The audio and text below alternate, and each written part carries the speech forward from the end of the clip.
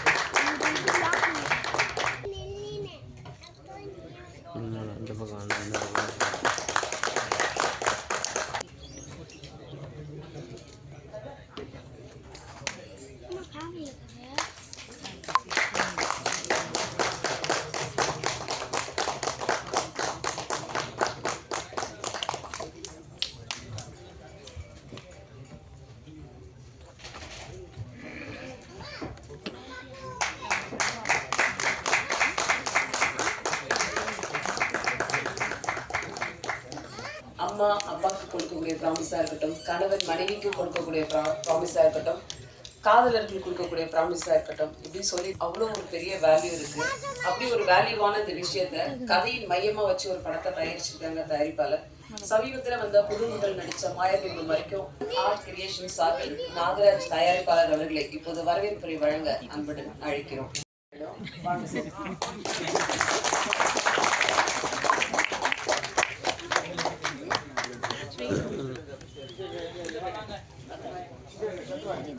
இப்போது இசை வெளியீடு ட்ரைலர் மற்றும் லான்ச் ப்ராமிஸ் படத்தோடது. ஃபர்ஸ்ட் கேமரா வீடியோ கேமரா எடுத்துக்கலாம், அப்புறம் கேமரா எடுத்துக்கலாம். இதுக்கப்புறம் டவுன் பண்ணா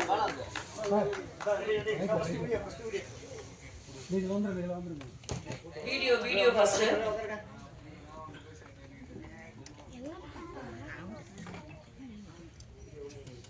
வீடியோ ஓகே பாப்பா?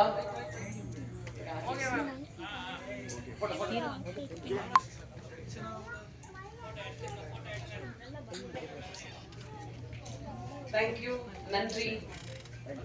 வாங்க சார், பேரண்ட்ஸ் சார் ஏதாவது கொஞ்சம் வந்து பேசி படத்தை கொஞ்சம் தூக்கி நிறுத்துங்க சார். நன்றிங்க.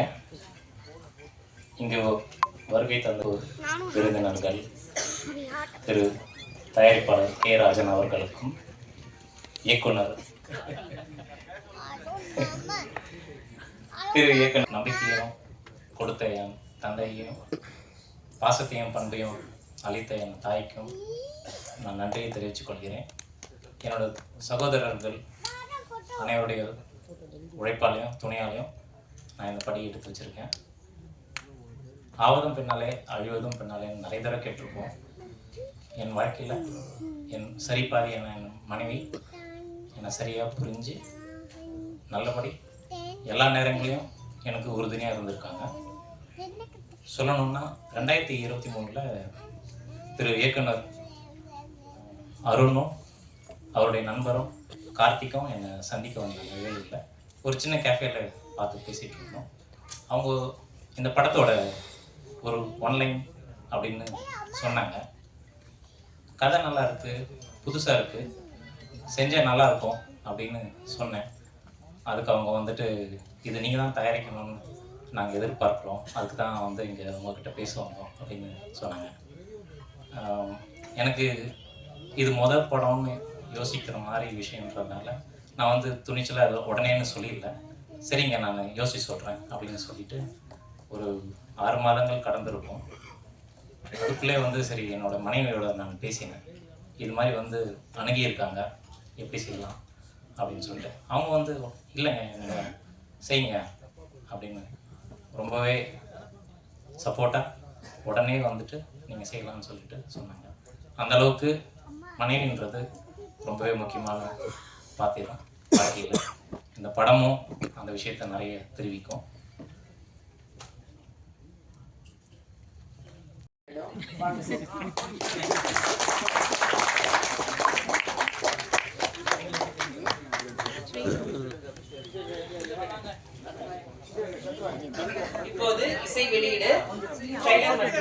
ப்ராமிஸ் படத்தோடது. ஃபர்ஸ்ட் கேமரா, வீடியோ கேமரா எடுத்துக்கலாம், அப்புறம் கேமரா எடுத்துக்கலாம். இதுக்கப்புறம் டவுன் பண்ண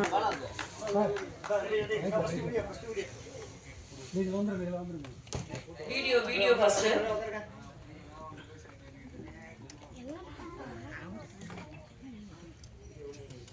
வீடியோ ஓகே பாப்பா?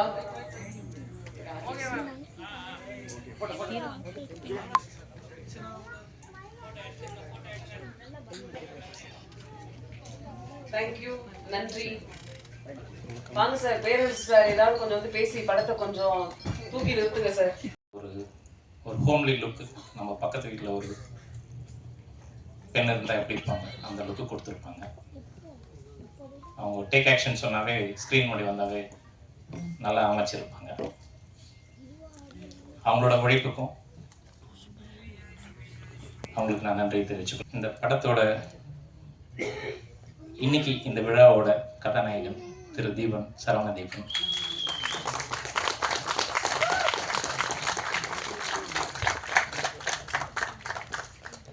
அவர் பாட்டு, பின்னணி, இசை எல்லாமே வந்து ரொம்பவே தத்ரூபமாக அந்த காட்சிக்கு எப்படி இருக்கணுன்றது எங்களுக்கு தெரியுன்றத விட அவர் வந்து ரொம்பவே ஆக்கப்பூர்வமாக செஞ்சுருக்காரு.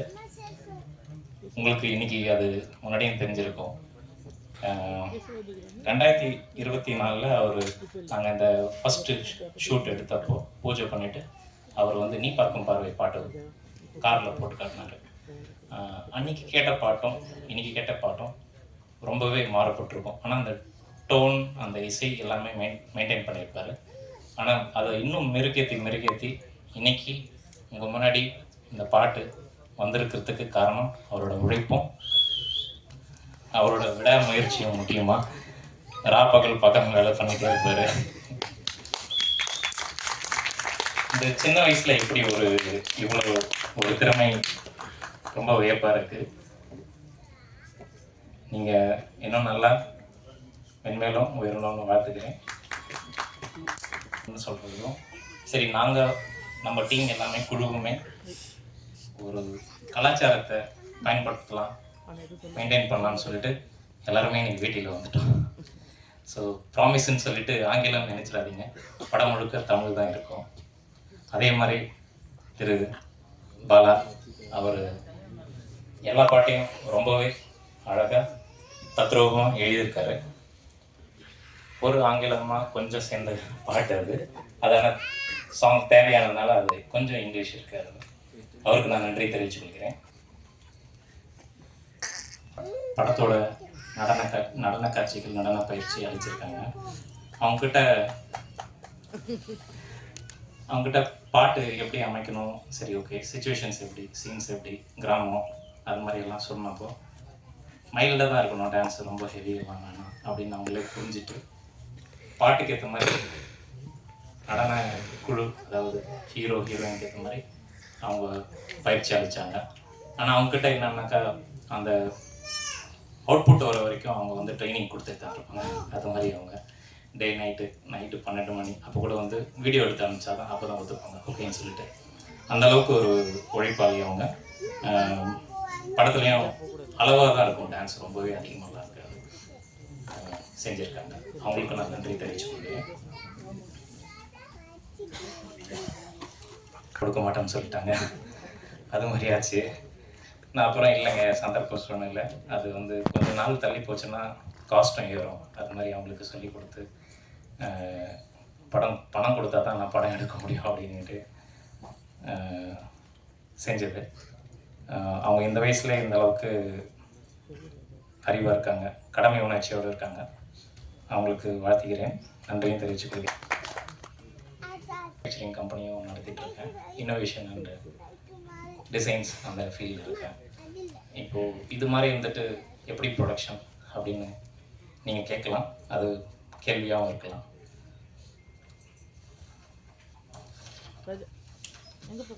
மன்னிக்கும், அவர் எப்படின்னாக்கா நீங்கள் கேட்குற வரைக்கும் அவர் சொல்லிகிட்டே இருப்பார். இந்த காலத்து குழந்தைங்க ஜென் ஆல்ஃபாங்களா, ஸோ அவங்கெல்லாம் வந்து நீங்கள் கவனிக்கிற வரைக்கும் சொல்லிட்டுருப்பாங்க அது மாதிரி. ஸோ இயக்குனர் வந்து அதே மாதிரி தான். என்னுடைய கவனம் எந்த அளவுக்கு இந்த படத்து மேலே ஆர்வமாக வரணுமோ, நான் அப்புறம் சொல்கிறேன்னு சொன்னாலும் அவர் நல்லபடி ஃபாலோ பண்ணிட்டே இருப்பார். அது மாதிரி அவர். ஸோ இந்த படத்தில் இன்னைக்கு முன்னாடி உங்கள் மேடையில் நான் நின்று இருக்கேன். சிறப்பினர்கள் அனைவருக்கும் மீடியா முன்னாடி நான் நின்று பேசிகிட்டு இருக்கேன். அதுக்கு ஒரே காரணம் அருண்குமார் சேகரன். அவர் என் மேலே வச்சிருக்க நம்பிக்கை, அதே போல் நான் அவர் மேலே வச்சிருக்க நம்பிக்கை தான் இதுக்கு காரணம். அதையும் தாண்டி அவரை நம்பி அவர் கிராமத்துலேயும் அந்த குழுவும் அம்பரீஷ் மற்றும் வேலை செஞ்ச வீரா, சுரேந்தர், அஜய், சந்தோஷ், ஹீரோ, ஹீரோயின் மற்றும் இசையமைப்பாளரோட பணியாற்றிய அனைத்து நல்ல உள்ளங்களுக்கும், டெக்னீஷியன்களுக்கும், பிளேபேக் சிங்கர்ஸுக்கும், டப்பிங் அளித்த அனைவருக்கும், படத்துக்கு நேராகவும் மறைமுகமாகவும் பணியாற்றிய அனைவருக்கும் நன்றி தெரிவித்துக் கொள்கிறேன். இந்த படம் உங்கள் முன்னாடி ஒரு பரீட்சை மாதிரி தான் உங்கள் முன்னாடி வைக்கிறோம். நாங்கள் எப்படி இந்த படத்தை நல்லபடி எடுத்துருக்கோமோ அதே நம்பிக்கையோட உங்கள் தீர்வுக்காகவும் நாங்கள் இயங்கிக் கொண்டிருக்கிறோம். படத்தை பாருங்கள், தியேட்டரில் பாருங்கள். இன்னைக்கு ட்ரெய்லர் ரிலீஸ் வரும். ஏபி இன்டர்நேஷ்னல் அவங்க தான் ஆடியோ செய்கிறாங்க. அவங்களுக்கும் நான் நன்றி தெரிவித்துக் கொள்கிறேன். அதை பாருங்கள், பாட்டு பாருங்கள், லைக் பண்ணுங்கள், படத்தை தியேட்டரில் போய் பாருங்கள். எனக்கு இந்த வாய்ப்பு அளித்த இந்த மேடைக்கும் அனைவருக்கும் வருவீங்க. படத்துக்கு பணம் போட்டது மட்டும் இல்லாம 4 பக்கத்துக்கு கண்டென்ட் எழுதிட்டு வந்து டைரக்டர் பேச வேண்டியது எல்லாத்தையும் நீங்க பேசிட்டு டைரக்டர் என்ன நான் பேச போறேன்னு உங்களை திருப்பி கொடுத்து பார்த்தா பாத்தீங்களா? அங்கதான் சார் இந்த தயாரிப்பாளர் இருக்காரு. ரொம்ப சந்தோஷமா இருக்கு. இந்த காலையை அவ்வளவு அழகா மாத்தி கொடுத்துருக்கீங்க. சீக்கிரம் நிகழ்ச்சியை முடிச்சுக்குவோம். அடுத்ததாக நான் பேச அழைக்கிறோம். படத்துல 5 பாடல் அவங்க எல்லாம் பாடியிருக்காங்க. ஸோ ஒரு புது கம்போசர், நிறைய பெரிய சிங்கர்ஸ் வந்து பாடியிருக்காங்க. அது எனக்கு ரொம்ப பெரிய சப்போர்ட்டாக இருந்துச்சு. ஸோ அவங்க எல்லாத்துக்குமே ரொம்ப பெரிய தேங்க்ஸ். ஸோ அதுக்கப்புறம் வந்து பாட்டு எல்லாத்தையுமே எழுதின என்னோட கவிஞர், என்னோட பாடலாசிரியர் பாலான் தான். பாலானாவ் வந்து என்னோட கெரியரில் வந்து ஒரு முக்கியமான ஒரு ஆள். ஏன்னா அவர் உள்ளே வந்ததுக்கப்புறம் என்னோட பாட்டோட ஒரு சவுண்டிங் மாறிச்சுன்னா நான் நம்புகிறேன். அதை லிரிக்கலாக வந்து ஒரு மேஜிக் பண்ணி இன்ன வரைக்கும் நாங்கள் ட்ராவல் பண்ணிகிட்ருக்கோம். நாங்கள் நிறையா கண்டிப்பாக ஒர்க் பண்ணுவோம். அடுத்த படத்துலேயே அண்ணா ஒரு பாட்டு எழுதியிருக்காரு, அதை அப்புறம் சொல்கிறோம். இந்த இவ்வளோ குவாலிட்டியான மியூசிக் வந்திருக்கு. ஸோ இது வந்து என்னால் மட்டும்தான் நினச்சிங்கன்னா கண்டிப்பாக இல்லை. என்னோட டீம் இருக்காங்க. அண்ட் சஞ்சீவ் அண்ணா, ஸ்டீவ் சார், உங்கள் ப்ராமிஷனோட நான் கொஞ்சம் மேடிக் கூப்பிடணும் ஆசைப்பட்றேன் சார். நைட் ஷூட் போயிட்டு காலையில் வேலை பார்த்துருக்கான் தம்பி. ஸோ இவர் வந்து ஸ்டீவ் என்னோட மிக்ஸ் இன்ஜினியர். எல்லாம் என்னோட தாரகை சாங்கோட ப்ரோக்ராமிங் எல்லாம் அவர் தான் பண்ணார். ரொம்ப பெரிய சப்போர்ட்டாக இருந்திருக்காரு எனக்கு. இவர் சஞ்சீவ் அண்ணா தான். டீபாக்கும் பாட்டு சாங்ஸோட ஸ்ட்ரிங்ஸ் அரேஞ்ச்மெண்ட்ஸ் எல்லாம் அண்ணா தான் ஹேண்டில் பண்ணார். உதயகிரன் சாங்ஸோட ஸ்ட்ரிங்ஸ் அரேஞ்ச்மெண்ட்லாம் அண்ணா தான் ஹேண்டில் பண்ணார். ரொம்ப பெரிய லாஸ்ட் மினிட்ல வந்தாலும் ரொம்ப பெரிய ஹெல்ப்பாக எனக்கு அமைஞ்சது. ரொம்ப தேங்க்ஸ்ண்ணா, ரொம்ப தேங்க்ஸ் தம்பி. டேரக்டருக்கும் சின்ன ஒரு மெமரிஸ் பண்ணணும்னு சொல்லியிருந்தாரு. அப்பா வாங்க போ. அனைவருக்கும் வணக்கம். நாங்கள் கொஞ்சம் சுத்தமாக பேசிக்கிறோம். போயிட்டு இருக்கு அப்படியே. அவங்களோட ஃபங்க்ஷன் அவங்க நிறையா வேலை நீங்கள் தான் பேசணும். அதிகம் பேச வேண்டியதான். தனிச்சு விட்டுருங்க, கட் பண்ணி தூங்க வேணாம். இதான் மேட்ரு. அதை சொல்லிட்டு முடிவுக்கு வர முடியாது. இது என்னன்னா, நம்ம ஜனநாயகத்து படத்துக்கு தான், விஜய் படத்துக்கு தான் அப்படின்ட்டு மற்றவங்க சும்மா இருக்கக்கூடாது. நாளைக்கு நமக்கும் வரும். அப்போ இதுக்கு கொஞ்சம் குரல் கொடுத்து பண்ணணும். தயவுசெய்து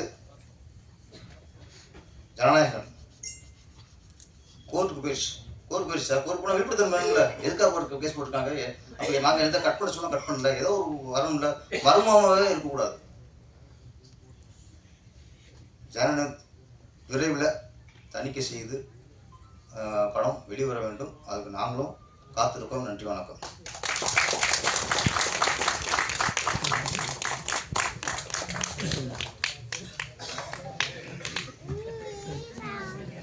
தேங்க்யூ சார். அடுத்ததாக நான் குமார் சேகரனுக்கு நிறைய உண்மையான விஷயங்கள் நேரடியாக பார்த்து தான் இதை ஒரு ட்ரூ நல்ல கதை, அதாவது நல்ல உண்மையான ஒரு கதையை சொல்லணும்னு ப்ராமிஸாக ஒரு படம் பண்ணியிருக்காரு. வாழ்த்துக்கள். அதாவது ஒரு படம் பண்ணும்போது ஒரு இப்போ ஸ்க்ரீன் பண்ணுறோம் அப்படின்னா பிரசாத்தில் ஸ்க்ரீன் பண்ணுறோம், எல்லோரும் படம் பார்க்க வாங்கன்னு நம்ம தெரிஞ்சவங்களாம் கூப்பிட்டு படம் பார்க்கும்போது முன்னாடி சேர் போட்டு ஒரு கால் மேலே கால் போட்டு நான் ஒரு படம் எடுத்துக்க பாரு அப்படின்னு கால் போட்டு உட்காரணும். அதை விட்டுட்டு படத்தை போட்டுட்டு பின்னாடி போய் நின்று கை கட்டாச்சு, படம் முடிச்சு என்ன சொல்ல போகிறேன் தெரியலையே அப்படின்னு நடுங்கிட்டு ஒரு படம் பண்ணக்கூடாது. ஆனால் அந்த மாதிரி முன்னாடி சேர் போட்டு உட்கார மாதிரி ஒரு படம் பண்ணியிருக்காரு அருண்குமார். ரொம்ப இயல்பான முகங்கள் படத்தில் யாருமே பார்க்கல, புதுசாக இருக்காங்க எல்லாருமே, ஆனால் ஃப்ரெஷ்ஷாக இருக்காங்க. முக்கியமாக ஃபோட்டோகிராஃபிக்கு சினிமாட்டோகிராஃபிக்கு அசத்திட்டாங்க. அந்த கடைசியாக மூணாவதாக போட்ட பாட்டலோட இறுதி காட்சி இன்னும் மனசுலேயே எனக்கு இருக்குது. பிரமாதமான ஒளிப்பதிவு. ஸோ பாடலாசிரியர் பாலா ரொம்ப அருமையாக எழுதியிருக்காரு. அது நிறைய தமிழ் வார்த்தைகளை பயன்படுத்தியிருக்காங்க, அது ரொம்ப முக்கியம். சினிமா வந்து சின்ன படங்கள் பட்ஜெட்னாலே போராளிகள் மாதிரி வந்து நின்றுவாங்க. அண்ணன் ராஜன் அவர்களும் சரி, ஜாக்கோ தங்கமாசன் சரி, பேரரசு சரி. ஏன்னா அதுக்கு சின்ன படம் நிறைய கத்த வேண்டி இருக்குது. பெரிய படம் வந்து ஆட்டோமேட்டிக்காக வெளியே இருக்கவங்க கத்திடுவாங்க, அதனால அது ஆட்டோமேட்டிக்காக அதுக்கு பப்ளிசிட்டி வந்துடுது. ஆனால் சின்ன படங்களுக்கு நாம கத்த வேண்டி இருக்குது. எனக்கு எப்படின்னா சினிமாவுக்கும் சீரியலுக்கும் என்ன டிஃப்ரெண்ட் தெரியுமா உங்களுக்கு? அதாவது சீரியலில் வந்து நடிக்கிறவங்களை பார்த்து வீட்டில் இருக்கவங்க அழுதா அது சீரியல், சினிமா எடுத்தவனே அழுதா அது படம். எடுத்தவனே இவ்வளோ சின்ன படங்களுக்குள்ள நிலைமையை சொல்கிறேன். ஸோ ஊடக நண்பர்கள், பத்திரிகையாளர்கள் எல்லாமே நிறைய நல்ல விஷயங்கள் இருக்குது. இதில் கூட ஓப்பனிங்கில் ஒரு நல்ல ஒரு விஷயம், அந்த இதெல்லாம் நீ போட்டிருக்கியா பழக்கமே இல்லையா அப்படின்ற மாதிரிலாம் ஒரு அதாவது இந்த படத்தை பார்க்கணும் அப்படிங்கிற ஒரு நோக்கத்தை சில விஷயமா வச்சுருக்காங்க. ப்ராமிஸாக இந்த படம் நல்லா இருக்கணும் அப்படின்னு நம்பலாம். ஸோ படக்குழு அனைவருக்கும் என்னுடைய அன்பான வரவேற்பையும் வாழ்த்துக்களையும் உங்கள் சார்பாக தெரிவித்து நன்றி கூறி விடைபெறுகிறேன். நன்றி, வணக்கம், தேங்க்ஸ். நன்றி. அடுத்ததாக நான் பேச அவருக்கும் வாழ்த்துக்கள். ராஜன் சார் வந்து சினிமாக்காகவே வாழ்ந்துட்டு இருக்கவர். அதாவது என்ன உடம்பு சரியில்லாலும் சரி, ஒரு ஃபங்க்ஷன் அழைச்சா வந்துடுவார். அவருக்கு உண்மையிலே எல்லாருமே கைத்தட்டுங்க. அவருக்கு அதுதான் வேற ஒன்றும் நம்ம செய்யக்கூடாது. இந்த கைத்தட்டல் மட்டும் தான் அவருக்கு உற்சாகத்தை கொடுக்கும். ஏன்னா சினிமாவில் அவர் உழைச்சது ஃபுல்லாகவே வந்து சினிமாக்காரவங்களுக்காக, அவருக்காக உழைக்கல. எனக்கு தெரிஞ்சு அன்னைக்கு கிட்டத்தட்ட ஒரு 40 வருஷம் தெரியும். அவர் சினிமாக்காக தான் உழைச்சிக்கிறார், அவருக்காக உழைச்சாருன்னு எனக்கு தெரியாது அவருக்கு. அதுக்கப்புறம் வந்து பார்த்திங்கன்னா எங்கள் சகோதரன் ரஞ்சித், அவருக்கும் அவர் சீக்கிரம் ஒரு படம் ரிலீஸ் ஆகணும்னு வேண்டிக்கிறேன். மேலே இருக்க அனைத்து எடிட்டர்ஸ் வந்துருக்காரா?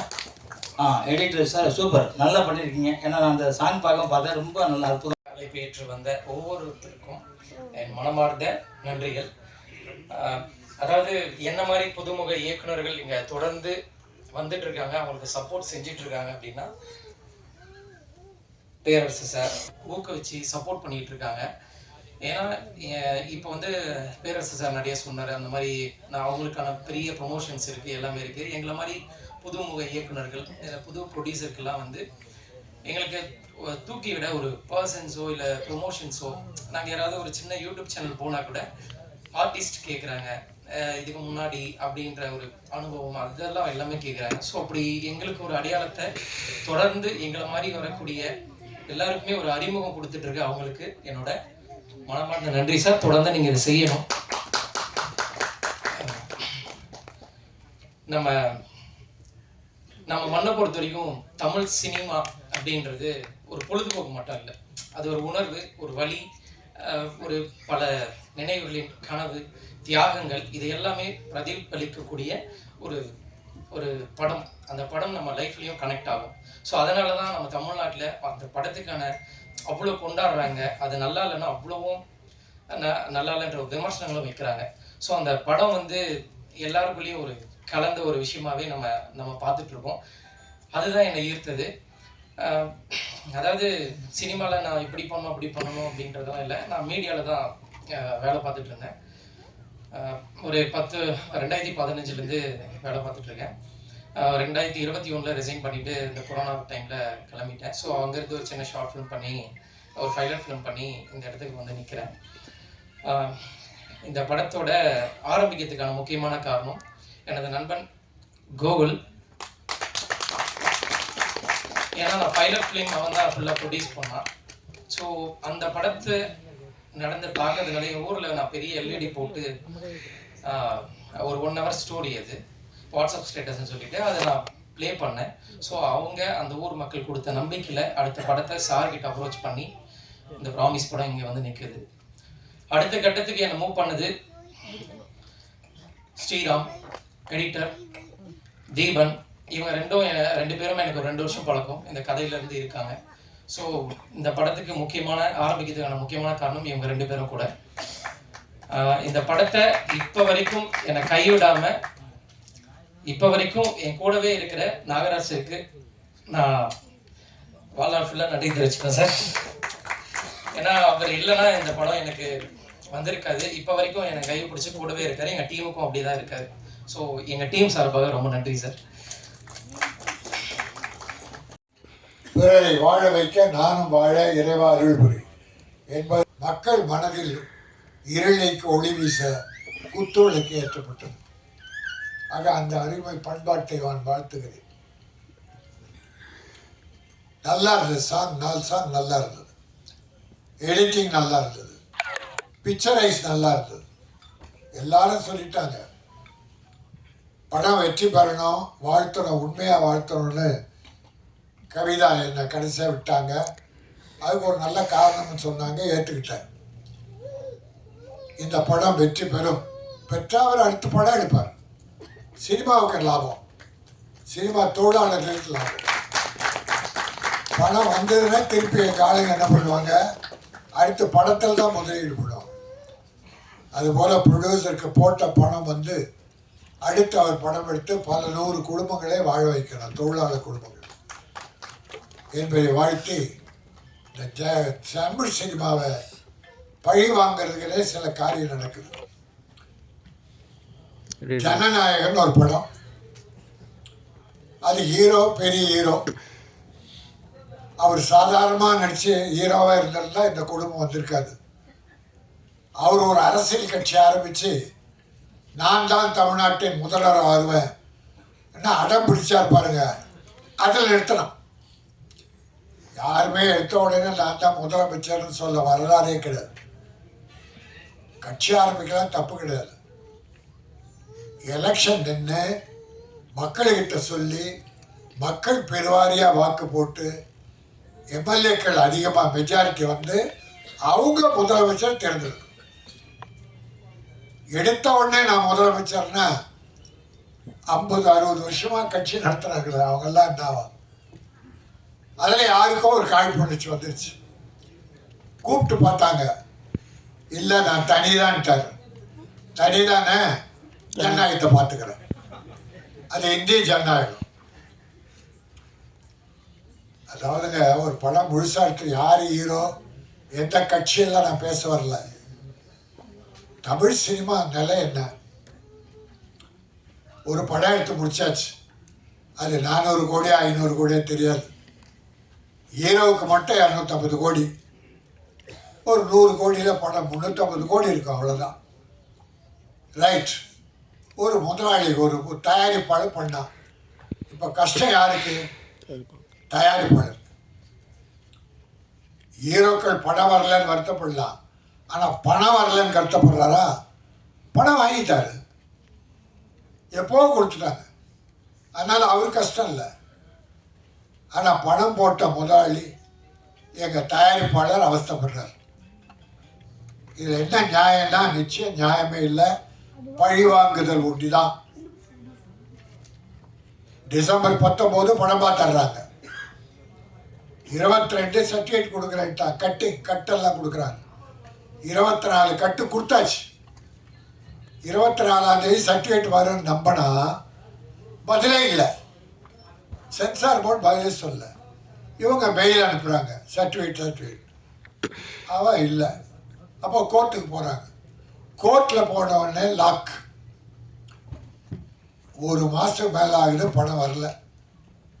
அப்போது இவ்வளோ ஒரு அரசியல் பழி வாங்குதல் என்பது அவர் எங்கே போகிறார் என்ன? இப்போ பாருங்கள், நாளைக்கு அவர் சொல்லட்டும், நான் இந்த கட்சியோட அலைன்ஸ் போயிடுறேன் சொல்லட்டும்.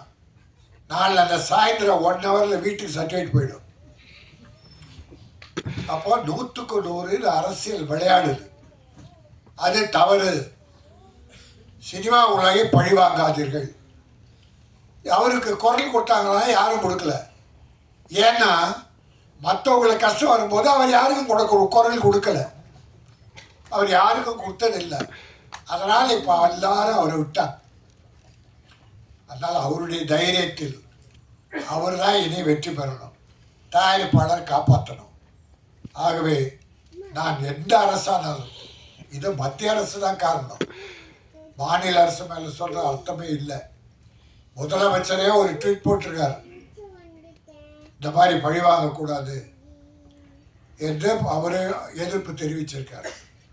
ஆகவே இந்த எந்த அரசானாலும் இந்த ஜனநாயகத்தை விரைவில் விஷயத்தை முடித்து கோர்ட்டு மேட்ரு முடித்து அந்த படம் ரிலீஸ் ஆகி ப்ரொடியூசர் காப்பாற்றப்பட வேண்டும். அதான் என் நோக்கம், வேற நோக்கம்லாம் இல்லை. அடுத்து அவர் படம் தயாரித்து ஆயிரக்கணக்கான தொழிலாளருக்கு வேலை கொடுக்கணும்.